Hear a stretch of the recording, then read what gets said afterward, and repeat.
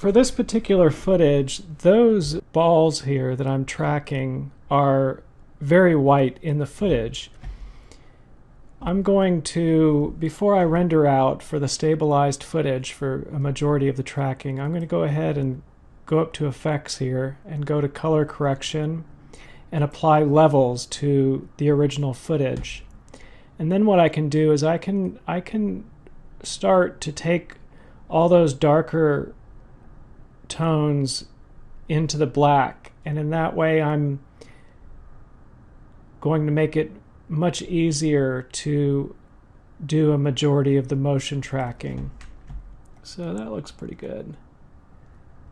So looks like we're ready to render.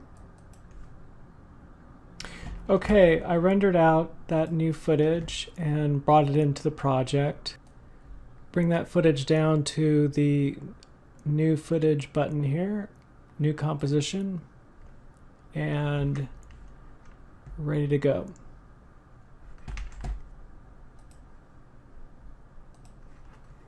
What I want to do is hit the motion track and I'm going to do a motion track here for the shoulder.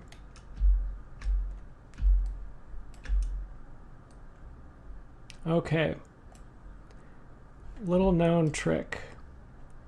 You can click in the menu, you go over to the tracker window here and click on the menu and click new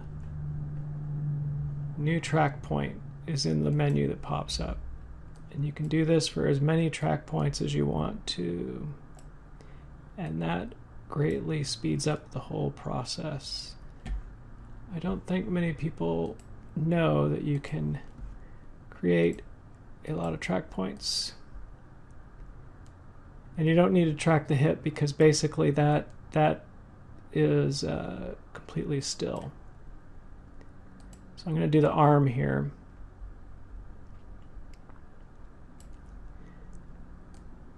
Usually for entire bodies, I'll do less track points at a given time. But if I'm tracking a face, I can track 10 track points at a time. And it really cuts down on the amount of time it takes to track all these points. So the reason I don't want to do the legs at this point is because the right leg disappears behind the left, and that takes a little extra care to make sure that that gets tracked well. But I'm going to go ahead and track all the easy ones at one time, and when they're ready to go, I'll just hit the track button and watch it track. Just make sure if any of them go off track, I'll stop it and get it back on track. But instead of tracking one track each time for all these tracks, which can take a day to do, I can track many at one time, and it greatly speeds up the work. Okay, so I went ahead and I did these 3 tracks here, and that information is stored. If you go to the footage and hit the U key to open up all the parameters that have keyframes on them, you'll see that all the track information is in there. What I want to do is I want to create 3 new null objects. Create new null object, Control D twice, and I'm going to go ahead and name them. Call that left shoulder, L shoulder. Click on them, hit enter to rename.